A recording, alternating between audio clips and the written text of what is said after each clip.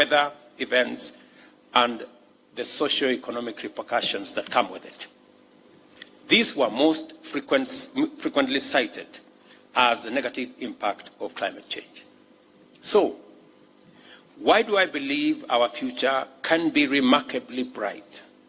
After all, we must generate 30 million new jobs each year to accommodate our rapidly growing youthful workforce. And that's a challenge even without the added complication of climate change. My optimism emanates from the fact that Africa's youth is a pivotal part of our solution. Additionally, our untapped potential in renewable energy and natural resources is a key factor. These three elements, the young people of our continent, providing labor, innovation, creativity, enterprise, the energy resources that are abundant in our continent, and the natural assets that we have in this continent, whether it is green minerals or whether it is carbon sinks, are the driving forces behind the technical feasibility and commercial viability of the solutions we need for today and tomorrow, especially in the context of climate change. These solutions will safeguard our natural carbon sinks, transition our consumption to be greener and decarbonized, not only in Africa, but also globally, and implement large-scale carbon removal. Africa has the capacity to expand its economy and prosperity while avoiding worsening the climate situation, and in fact, offering climate-smart solutions. A climate-positive green growth, that is our aim. Our youth can imagine that future. You signal that if climate action can enhance livelihoods and support families, you will stand behind it and support it. And I want to confirm to you that that is indeed the case. Over the next few days, Africa and global political leaders, investors, industry leaders, and scientific experts will explore how Africa can harness its potential to play a pivotal role in the global fight against climate change. We will also focus on how we can achieve equitable and sustainable prosperity for all by seizing these opportunities. To turn this vision into reality, Africa's youth is front and center.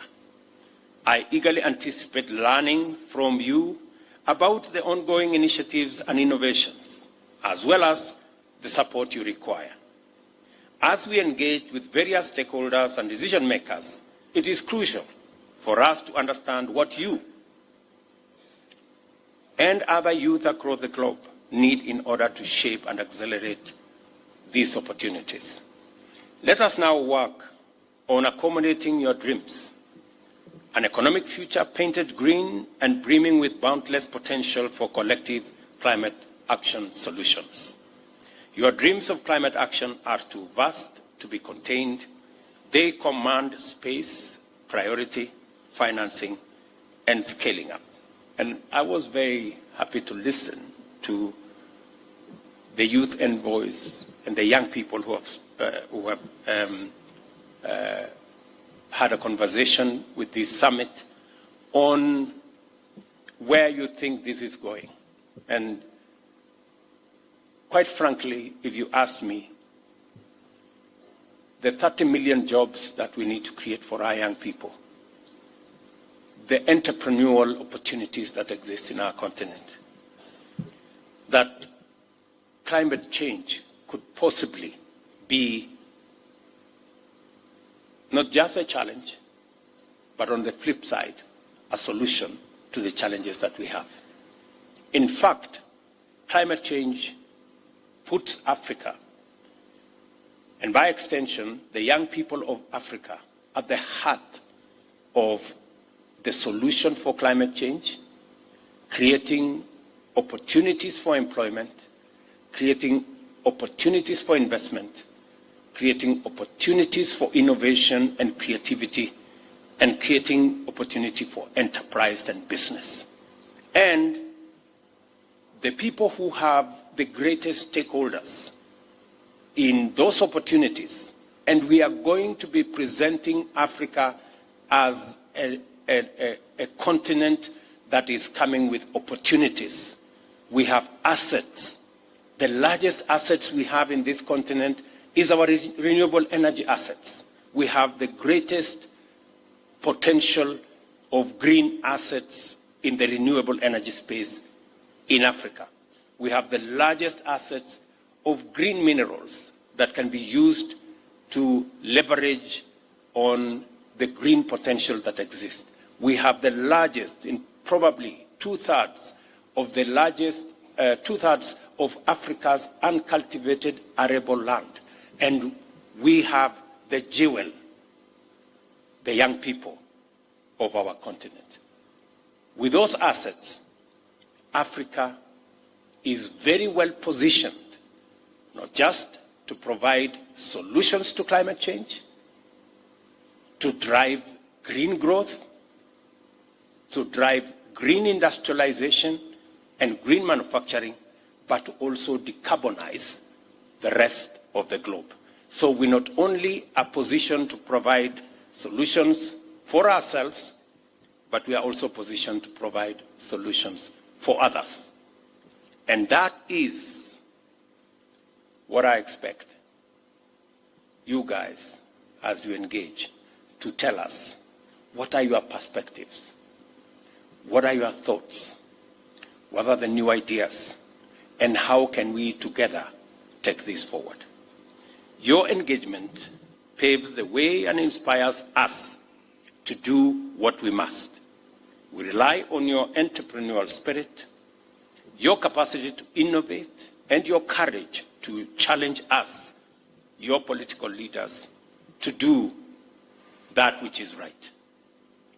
Demand accountability from us. Demand that we give priority to green growth as a way of attracting investments, building skills, creating and supporting opportunities, and providing market access for your innovations, for your enterprises, for your businesses, and for everything that you do. I am looking forward to coming here on Sunday. You have 3 days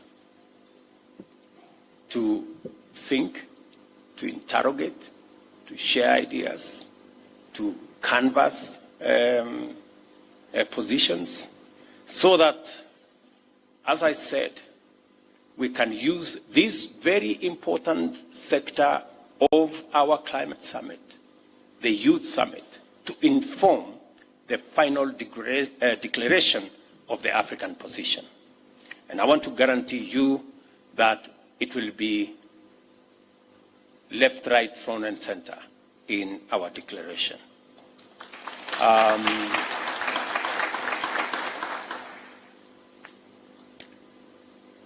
When you have that amount of trust, it puts on your shoulders great responsibility to do what you must. And I am very confident, looking around this hall, that we have the young people of our continent with the wherewithal, with the ideas, with the innovations, for them to provide us input into what we need to do on this very important subject that poses an existential threat to humanity, but on the flip side, gives us tremendous opportunity as a continent to take ourselves forward and to leapfrog into the future. Congratulations again for the teams that have put this together. You have our support. I have given very clear directions to the Ministry of Environment to support this summit and to make sure that this summit comes up with the ideas that will inform our way into the future. Because as I said, in here sit the people, the men and women, the young people of our continent, who are the greatest stakeholders for our present and our future. Thank you very much. Congratulations, and see you on Sunday.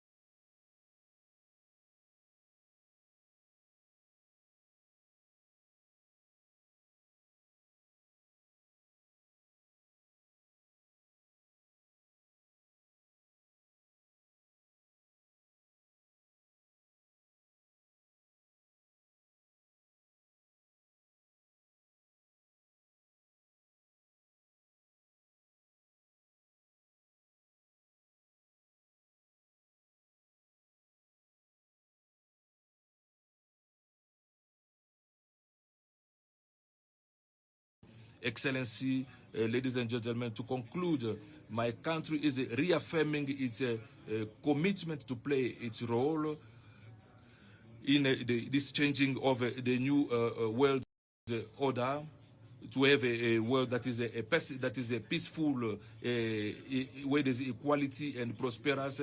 So we are also reiterating our thanks to all members of BRICS for the invitation that they've extended to us to come and participate. So we are hoping that the conclusions of these meetings would be beneficial for BRICS and then also the world. I thank you for your attention. Thank you.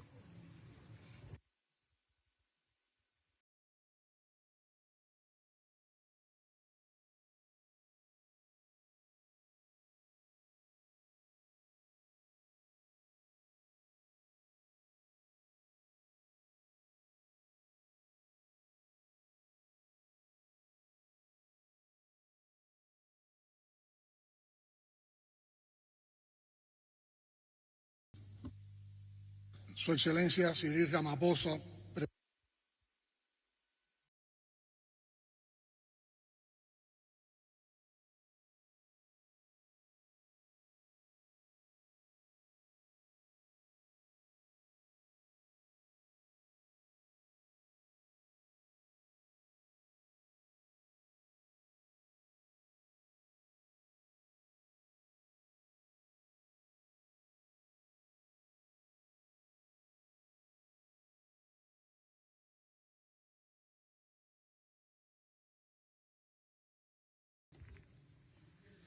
We also greatly appreciate the fact that this meeting is taking place in Africa, the cradle of a part of our ancestors, which fundamentally nourishes the very essence of the Cuban identity.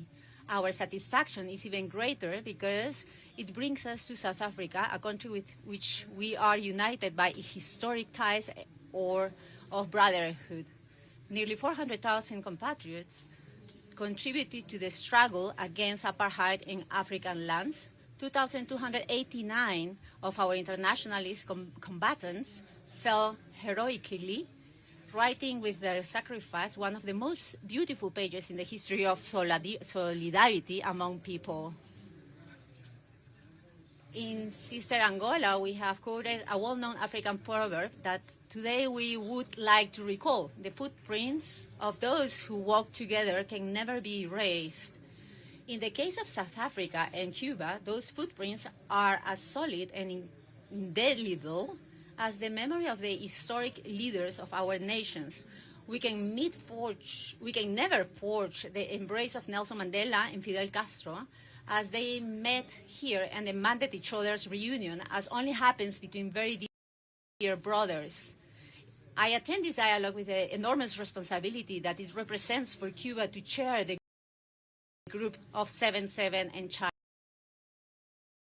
China, the largest and most diverse grouping of developing nations. We are 134 countries, 2/3 of the members of the UN, where almost 80% of the planet's population lives, facing the colossal challenges of an incredibly unequal world, where exclusion and poverty have multiplied after 2 years of pandemics, followed by dramatic conflicts. In the last 10 years, the nations of the South have seen their foreign